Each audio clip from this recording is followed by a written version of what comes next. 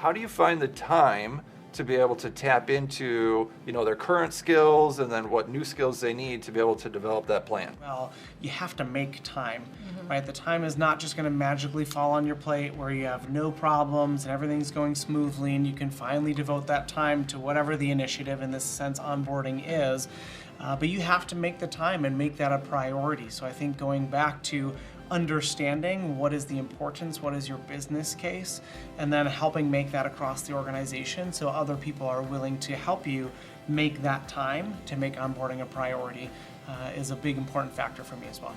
As Matt said, you don't boil the ocean right away. So you start with the easy things first, and knowing that there's going to be some more involved processes.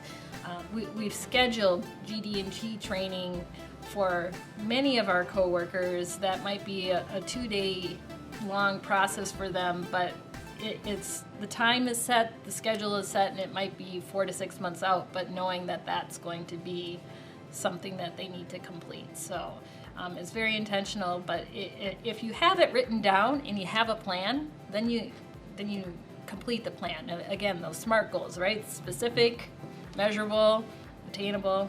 So that's how we do it. Thank you. Well, this morning, of course, it was our aim to be able to provide some practical improvement ideas and a fresh perspective on onboarding.